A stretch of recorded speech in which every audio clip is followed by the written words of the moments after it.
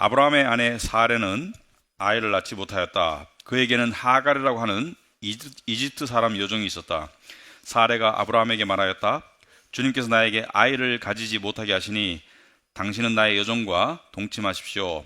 하갈의 몸을 빌려서 집안의 대를 이어갈 수 있기를 바랍니다. 아브라함은 사레의 말을 따랐다. 아브라함의 아내 사레가 자기 여종 이집트 사람 하갈을 데려다가 자기 남편 아브라함에게 아내로 준 때는 아브라함이 가나안 땅에서 살아온 지 10년이 지난 뒤이다. 아브라함이 하갈과 동침하니 하갈이 임신하였다. 하갈은 자기가 임신한 것을 알고서 자기의 여주인을 깔보았다. 사레가 아브라함에게 말하였다. 내가 받은 이 고통은 당신이 책임을 지셔야 합니다. 나의 종을 당신 품에 안겨 주었더니 그 종이 자기가 임신한 것을 알고 나를 멸시합니다. 주님께서 당신과 나 사이를 판단하여 주시면 좋겠습니다. 아브라함이 사라에게 말하였다. 여보, 당신의 종이니 당신 마음대로 할 수 있지 않소. 당신이 좋을 대로 그에게 하기 바라오. 사레가 하갈을 학대하니 하갈이 사레 앞에서 도망하였다. 주님의 천사가 사막에 있는 샘 곁에서 하갈을 만났다.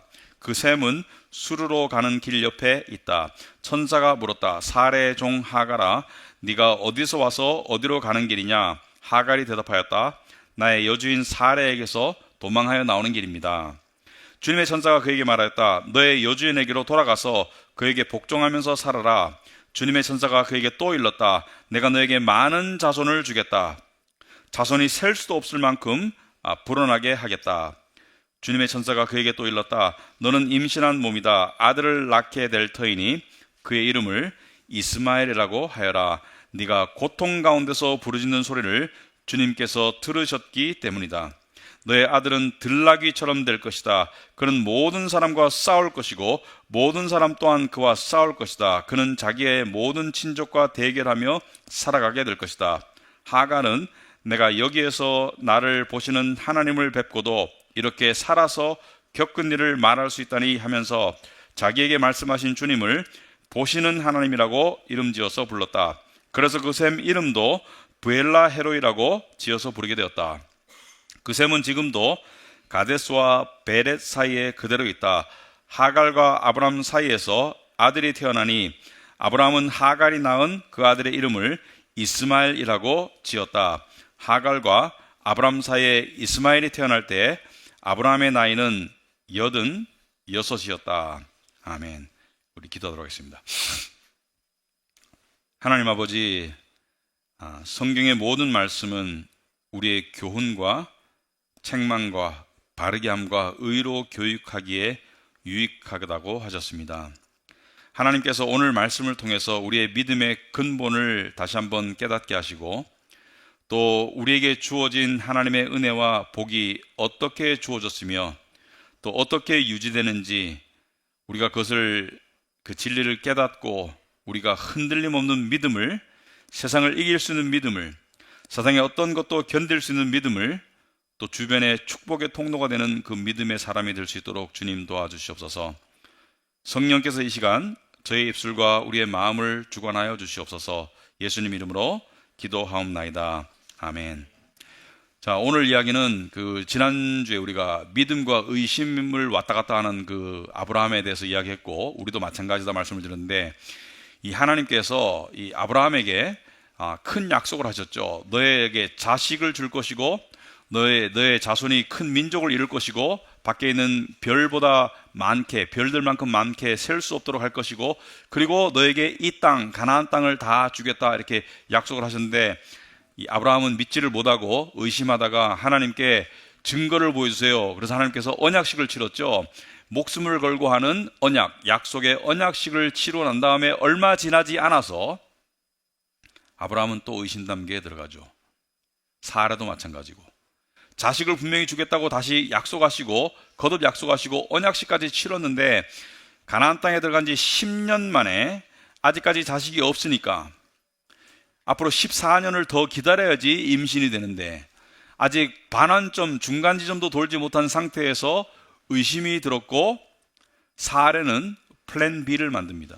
앞에 아브라함의 플랜 B는 이 다마스커스 출신 엘리에셀이 나의 나의 후손이 될 것이다. 그런데 사레는 뭐예요? 사레는 자기의 여종 하갈, 이집트 여자 하갈을 남편에게 줄 테니까 남편이 관계를 맺어서 자식을 낳아라. 옛날 말로 하면 시바지 정도의 그런 개념이죠. 근데 사레는 왜 그렇게 했을까? 왜냐하면 자식을 잊지 못하는 그 중압감, 그 수치심 때문에 하갈을 남편에게 주어서 대를 잇게 하는, 당시에는 일반적인 관습이었습니다. 그렇게 해서라도 대를 잇게 하려고 그렇게 플랜 B를 세워서 아브라함도 그 플랜 B를 따라요. 아내의 말을 따라요. 자, 그런데 이 사레와 다르게 하갈은 바로 임신을 해버립니다. 근데 임신을 하고 나니까 어떤 상황이 발생했어요? 여러분, 그 사극보다 보면 이 아들을 낳지 못하는 중전 때문에 후궁이 아들을 낳게 되면 후궁이 중전을 깔보기 시작하죠. 그죠? 이 권력의 이 파워 스트러글이 일어나죠. 마찬가지로 오늘 보니까 이 4절 보시면은 아브라함이 하갈과 동침해서 임신하고 난 다음에 자기가 임신한 것을 알고서 아직 자식도 태어나기도 전인데도 자기의 여주인을 깔보기 시작해요. 그러니까 내가 지금 대를 이을 자식을 낳았으니까 이제 주종의 관계의 위치가 바뀌기를 원하는 그런 시도를 하니까 사레가 견딜 수가 없는 것이죠. 그래가지고 남편에게 따지죠. 남편 아브라함에게 가서 따집니다. 내가 받는 이 고통은 5절에 당신이 책임을 져야 합니다. 나의 종을 당신 품에 안겨주었더니 그 종이 자기가 임신한 것을 알고서 나를 멸시합니다. 주님께서 당신과 나 사이를 판단하여 주시면 좋겠습니다. 자기 보면은 남편에게 따져요. 남편 잘못이 별로 없습니다. 제가 봐서는. 그리고 하나님의 이름을 또 걸고 넘어져요. 하나님께서 나의 억울함을 풀어주셨으면 좋겠다. 사실은 잘못은 누가 했어요?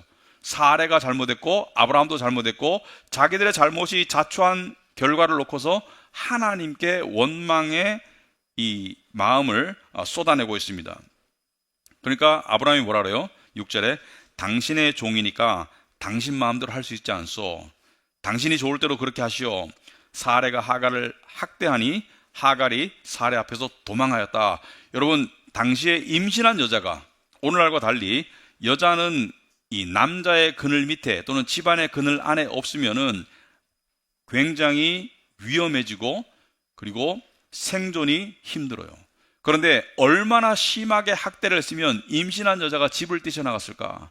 사레도 보통 여자가 아니에요. 자, 그런데 여기서 봤을 때 아브라함은 어떻습니까? 아브라함은 훌륭해요. 되게 성격이 우유부단하죠. 그죠? 믿음도 깊지 않아요.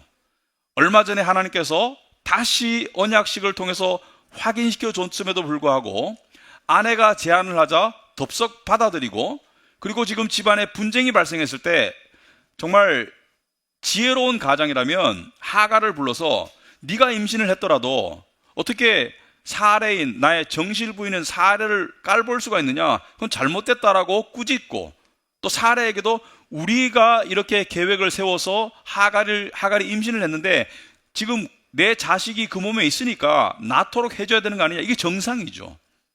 이게 정상이에요. 정상적으로는 이 임신한 여자가 밖에 나가서 죽어버린다든지 유산한다든지 이것은 비정상인 거예요. 그런데 이러한 비정상적인 결정들을 계속해서 내리는 아브라함이 잘나서 하나님께 택함 받은 것이 아니라는 것을 우리가 알 수 있고요. 사레도 보통 여자가 아니에요. 자기가 그렇게 계획을 세워놓고 그리고 기분 나빠서 그 여자가 학대를 당해서 쫓겨나도록 그렇게 만들었다.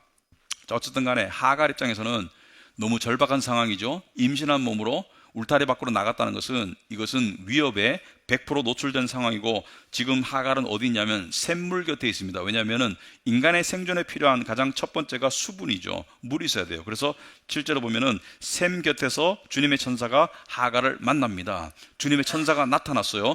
여기서 천사는 나중에 하갈은 이것을 하나님으로 인식하고, 어떤 학자들은 성육신 하기 전에 그리스도라고 말하는데 어쨌든 간에 천사이면서 하나님이신 분이 하갈을 만나서 샘 곁에서 만나가지고 8절에 천사가 물었어요. 몰라서 묻는 게 아니죠. 사라의 종 하갈아, 네가 어디서 와서 어디로 가는 길이냐? 몰라서 묻는 게 아니죠. 하갈이 대답하였다. 나의 여주인 사라에게서 도망하여 나오는 길입니다. 자, 자초지종을 다 알죠. 근데 천사가 뭐라 그래요? 너의 여주인에게 돌아가라. 이게 제대로 된 길이고 그에게 복종하면서 살아라. 이게 살 길이고 이게 합당한 길입니다. 주님의 천사가 또 그에게 또 일렀다. 내가 너에게 많은 자손을 주겠다. 자손이 셀 수도 없을 만큼 불어나게 하겠다. 좀 친숙한 표현 아니에요?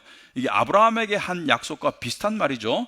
네가 너에게 많은 자손을 주겠고 자손이 모래처럼 그리고 하늘의 별처럼 셀 수 없을 만큼 불어나게 하겠다. 이게 아브라함에게 한 약속과 비슷한 약속을 하갈에게도 하고 있어요. 그리고 주님의 천사가 또 그에게 또 일렀다. 11절에 너는 임신한 몸이다. 아들을 낳게 될 터이니 그의 이름을 이스마엘이라고 하여라. 이스마엘은 하나님이 들으신다. 이런 뜻입니다. 네가 고통 가운데서 부르짖는 소리를 주님께서 들으셨기 때문이다. 자, 그래서 하갈을 불쌍히 여기시고 하갈에게 살 길을 만들어 주시고 하갈에게 은혜를 베푸시는 하나님의 모습을 볼 수 있고요. 그리고 그 아들에 대해서는 이렇게 예언합니다. 너의 아들은 들나귀처럼 될 것이다. 여기서 들나귀처럼 된다는 것은 강하다, 독립적이다 이런 뜻입니다. 그는 모든 사람과 싸울 것이고 모든 사람 또한 그와 싸울 것이다. 자, 강해서 전투적으로 살아갈 것이고 그는 자기의 모든 친족과 대결하며 살아가게 될 것이다. 앞날이 순탄하진 않겠지만 강하게 커갈 것이다.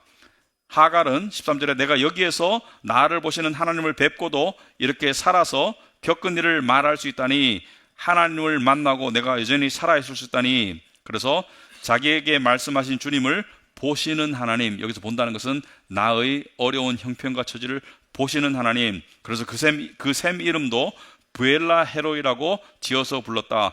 부엘라 헤로이라는 것은 나를 보시는 살아계신 하나님의 우물, 나를 보시는 살아계시는 하나님의 우물이다. 자, 여기까지 스토리가 진행돼요. 그래서 하갈은 돌아가서 아이를 낳고 그 아이의 이름을 이스마엘이라고 짓습니다. 자, 그런데 오늘 본문에서 우리에게 주는 메시지는 무엇일까? 저는 하나님의 긍휼하심과 깊은 배려심이다 이렇게 생각합니다. 하나님의 긍휼하심과 깊은 배려심을 우리가 볼 수가 있다.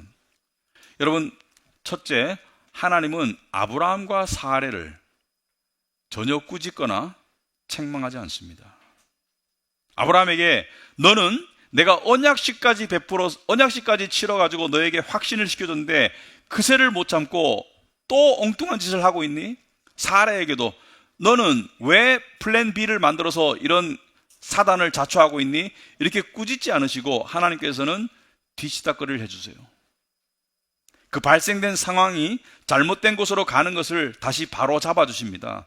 임신을 했기 때문에 집에서 자식을 낳는 게 맞아요. 그래서 하갈이 돌아올 수 있도록 길을 터주고 아마도 사레의 마음에 변화가 있을 수 있도록 하나님께서 도와주셨을 거예요.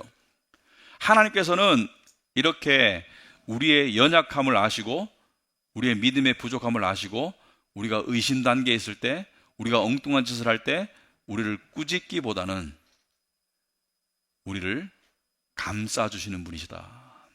근데 더 놀라운 것은 하갈과 이스마엘에게 하나님께서 엄청난 은혜를 베푸십니다. 엄청난 은혜를 베푸세요. 사실은 나중에 이 하갈과 이스마엘은 결국 쫓겨나죠. 어떤 일이 발생합니까? 이삭이 태어나가지고 그 기쁨에서 집에서 잔치를 베푸는데 사레가 이스마엘이 이삭을 깔보는 모습을 보고 또 남편에게 따지니까 남편이 똑같이 반응하죠.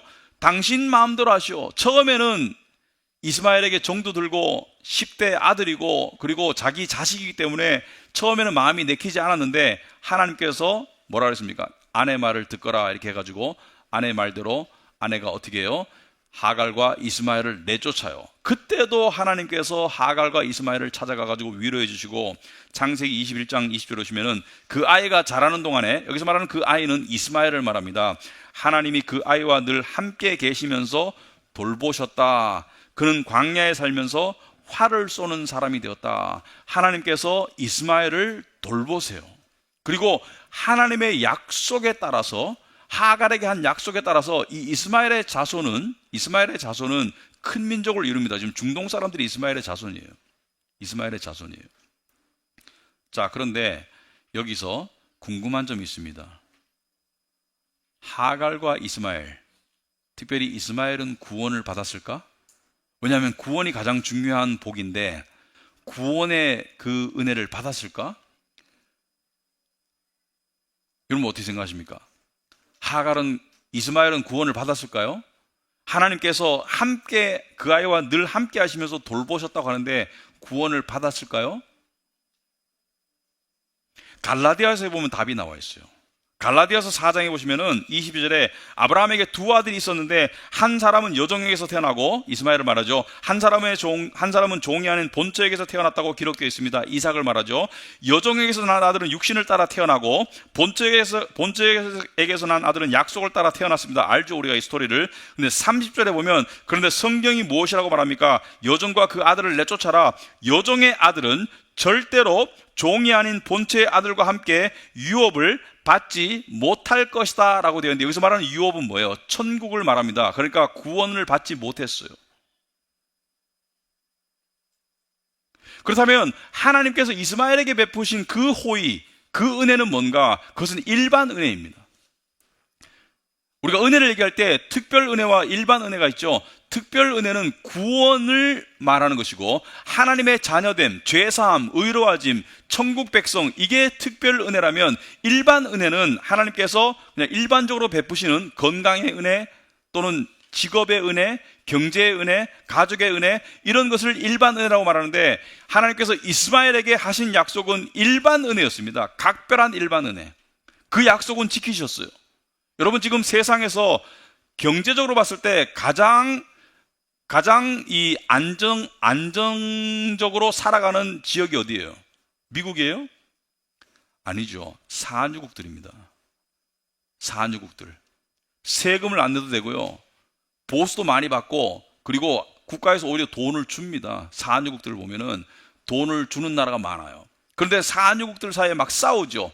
이란과 이라크가 막 싸우고 막 싸움이 하죠. 그러니까 이 예언 그대로 일어나고 있죠. 자기 친족들과 싸우지만 하나님께서 일반 은혜를 베푸셔서 사람이 많아지고, 그리고 그들에게 뭐예요? 석유라는 것을 줘가지고 그들이 무시 안 당하고, 그리고 세상을 안정적으로 살아갈 수 있는 그런 일반 은혜를 베푸셨어요. 이스마엘의 자손이에요.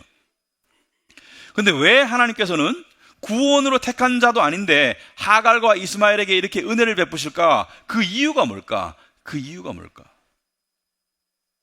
왜 하나님께서 이 이스마엘의 자손들을 각별하게 대하시나, 은혜를 베푸시나, 일반 은혜를 이렇게 상대적으로 더 많이 베푸시나, 그 이유가 뭘까? 몇 년 전에 제 딸이 다니던, 미국에 다니던 그 대학교 친구가 한국에 왔는데, 결혼을 해가지고, 둘 다 남자 여자가 캠퍼스에서 만나가지고 결혼한 커플인데, 와가지고 우리 만난 적이 없어요. 그전에는 자식도 하나, 아기도 하나 낳고 왔는데, 우리가 일부러 만났습니다. 저하고 제 집사람이 만나가지고 점심 사주고, 그 다음에 용돈도 조금 줬어요.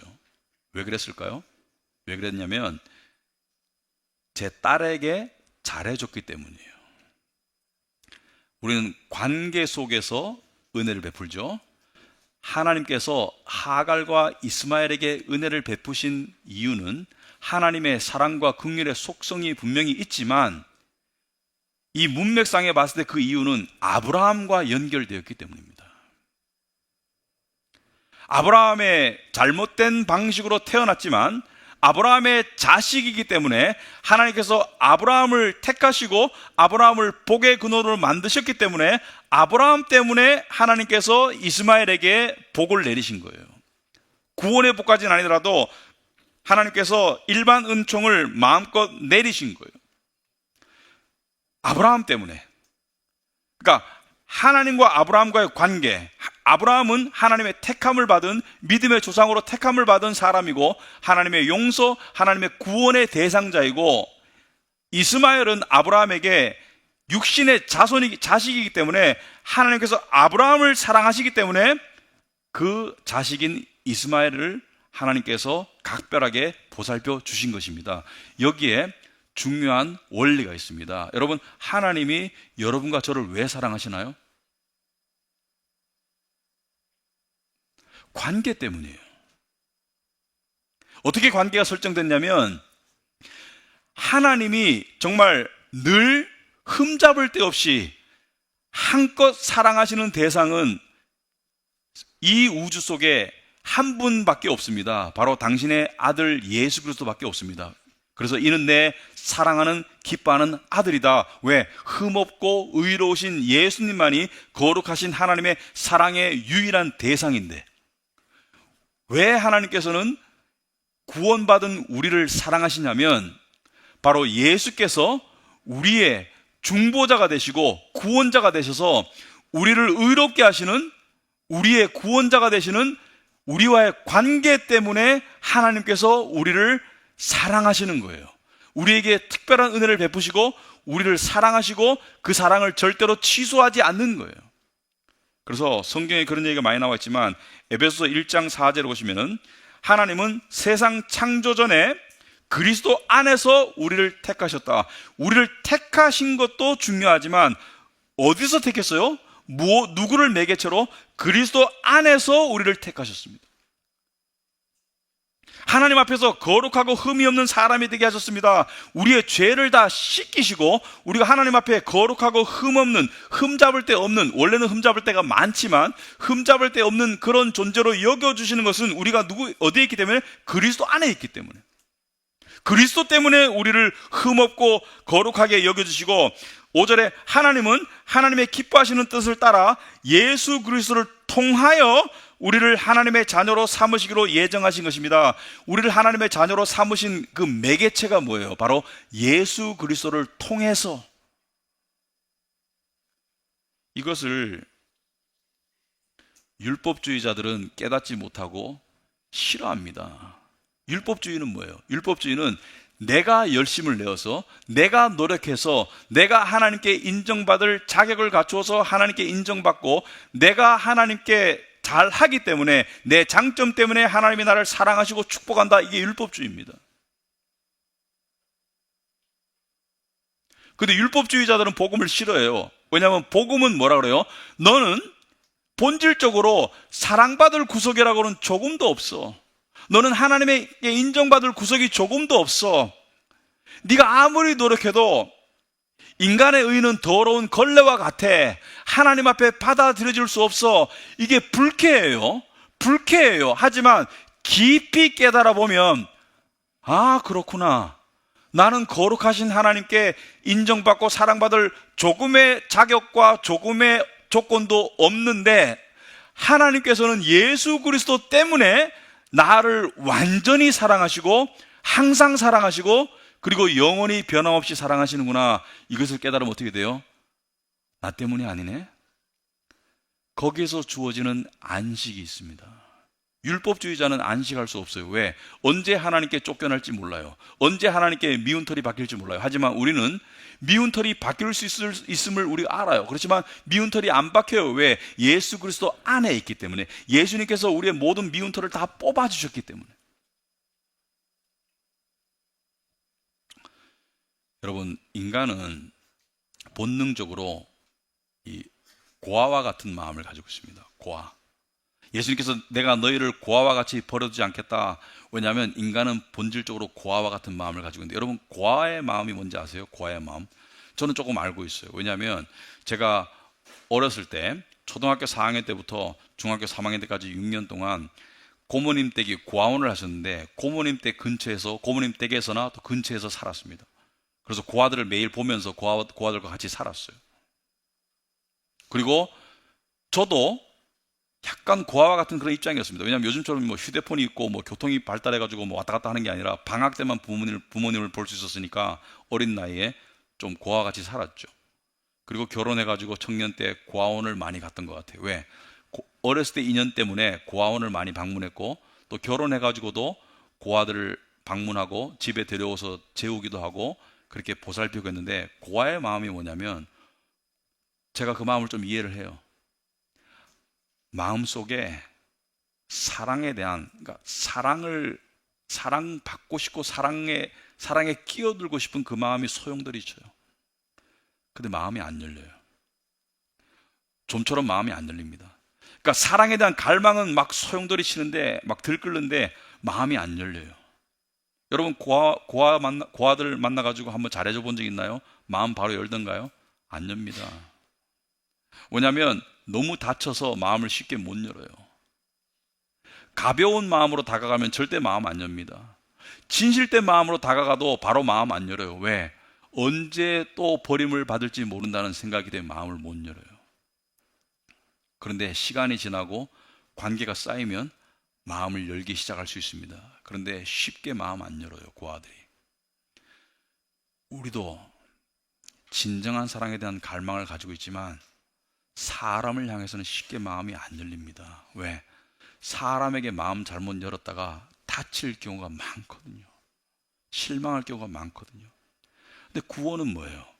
구원은 이 세상에서 고아와 같은 마음으로 살아가는 우리에게 그 딱딱하고 다친 마음을 하나님께서 그 은혜로 녹이고 여셔서 들어오셔서 나는 너를 사랑한다. 이제부터는 내가 네 아버지다. 이제부터는 네가 내 자식이다. 내가 너를 변함없이 사랑하마. 여러분, 그 사랑을 받으면 너무 달콤하고 너무 좋죠. 그런데 우리는 본능적으로 이렇게 생각합니다. 어떻게 하면 이 사랑을 유지할 수 있을까? 하나님의 사랑이 너무 좋은데 어떻게 하면 유지할 수 있을까? 이렇게 생각하면서 노력해야지. 하나님께 이쁜 짓 해야지. 하나님께 버림받지 않도록 나쁜 짓 안 해야지. 이런 율법적인 모드로 빠질 때가 있어요. 그러다가 복음을 통해서 뭘 깨닫죠? 그 사랑의 시작조차 우리 때문이 아니었던 것을 깨닫죠. 그 사랑이 어떻게 시작되었나요? 바로 십자가 때문에 시작되었죠. 예수 그리스도 때문에 하나님께서 우리에게 찾아오신 거예요. 예수 그리스도를 통해서 우리에게 오신 거예요. 우리가 사랑받을 만한 구석이 있어서가 아니라 하나님 우리를 불쌍히 여기셔서 예수님을 입혀서 우리를 받아주시는 거예요. 우리 스스로는 하나님은 죄를 가까이 할 수가 없습니다. 우리는 하나님께 가까이 갈 수가 없어요. 예수님으로 옷 입혀서 우리를 하나님께 데려가신 거예요. 바로 예수님 때문에 우리를 사랑하시는 거예요. 이것을 정말로 깨달으면 기분이 안 나빠요. 뭐냐면 사람이 제일 괴로운 게 뭐냐면 할 수 없는데 하라는 거예요. 할 수 없는 걸 하라는 게 제일 힘든 거예요. 괴로운 거예요. 여러분이 할 수 있는 것을 하라고 하면 열심히 하면 되겠죠. 근데 죽었다 깨어나도 못하는 걸 하라고 예를 들어서 여러분 보고 10m 위에 감을 달아놓고 여러분이 점프해서 그걸 따라고 하면 여러분 얼마나 절망스럽겠어요. 아무리 뛰어봤자 2m 50인데 10m 위에 감을 어떻게 따요? 뛰어서. 그것만큼 절망스러운 일이 없는데 하나님께 인정받기 위해서는 10m 아니라 100m 아니라 1km를 뛰라는 거예요. 어떻게 인정받겠어요? 그런데 하나님께서 직접 오셔서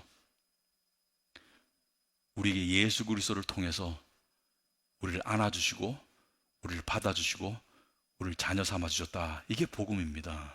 여러분, 그러면 예수님을 통해서 우리에게 하나님의 사랑이 주어졌다는 것은 그 언약의 중보자 되시는 예수님 때문에 주어졌다는 것은 예수님이 변질되지 않으면 그 언약은 변질되지 않아요. 근데 예수님은 어제나 오늘이나 영원토록 동일하신 분이기 때문에 우리를 향한 하나님의 사랑은 절대로 변질되지 않습니다. 우리의 느낌이 하나님의 사랑에 대한 우리의 이해가 바뀌죠. 우린 때때로 좋은 일이 생기면 하나님이 나를 사랑하는 것 같고 우리 삶에 안 좋은 일이 생기면 하나님이 나를 안 사랑하는 것 같고 우리는 상황적으로 주관적으로 왔다 갔다 하지만 절대 객관의 하나님의 사랑은 변함이 없습니다. 변함이 없어요. 하나님은 어제나 오늘이나 앞으로 영원토록 동일하게 우리를 사랑하셨고 사랑하시고 사랑하실 것입니다. 이것이 복음의 확신입니다. 그러므로 감정에 나 스스로의 생각의 소용돌이에 하나님과 나와의 관계를 맡길 필요가 없어요. 왜? 하나님의 사랑은 내 생각과 내 감정에 좌지우지 되지 않아요. 그것은 내 체험이 좌지우지 될 뿐이지 나를 향한 하나님의 객관적이고 그 무한하시고 그 절대적인 사랑은 항상 동일하고 항상 변함이 없습니다. 왜? 예수 그리스도를 통한 사랑이기 때문에. 말씀을 정리하자면 하나님이 하갈과 이스마엘에게 왜 그토록 엄청난 은혜를 베푸셨어요? 지금도 이스마엘 자손들이 왜 저렇게 육신적으로는 일반적인 은혜가 풍성해서 잘 살아가요? 왜? 아브라함의 자식이기 때문에 그렇습니다. 관계 때문에. 우리도 마찬가지예요.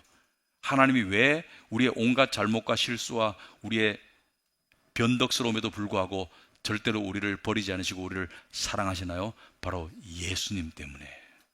예수님이 우리의 중보자이기 때문에 그렇습니다. 자, 그렇다면 이것을 적용하자면 아브라함이 하나님과 관계를 맺어서 그 관계를 통해서 주변 사람들에게 하나님의 은혜가 흘러갔다면 여러분과 저도 아브라함의 자손으로서 하나님과 관계를 맺고 살잖아요.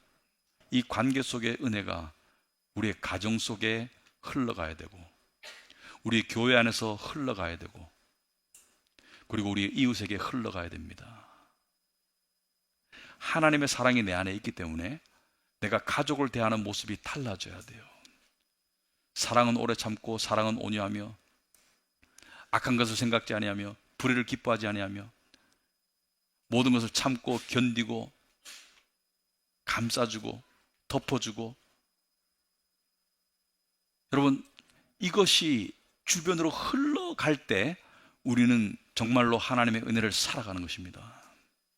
교회 안에서도 마찬가지고요. 사회생활 속에서도 마찬가지고요. 사실은 우리가 매일매일의 삶 속에서 사람을 대할 때 그 관계 속에서 하나님의 역사를 우리가 체험해야 돼요. 하나님의 역사는 환상을 통해서 체험하는 게 아닙니다. 하나님의 역사는 주로 관계를 통해서 체험하는 거예요. 관계를 통해서. 그 관계 속에서 우리가 신앙 연륜이 자람에 따라 가지고 주변 사람들이, 우리를 잘 아는 가족들이, 저 사람은 연륜이 지날수록 사람이 달라지네, 사람이 인내가 생기고 사람이 포용적이고 사람이 긍휼을 여기고 사람이 용서하고 사람이 굉장히 온화해지네, 이런 쪽으로 나아가는 것이 믿는 자들의 나아갈 방향입니다. 그리고 늘 기억하시기 바랍니다. 하나님의 절대적이고 변함없으신 사랑이 예수 그리스도를 통해서 우리에게 주어졌다. 그 관계를 통해서 우리도 예수님과 관계를 맺고 있기 때문에, 영원히 끊어질 수 없는 관계 속에 있기 때문에 그 하나님의 사랑 가운데 항상 거하고 있다는 사실을 기억하시기 바랍니다. 기도하겠습니다. 하나님 아버지, 참으로 감사합니다.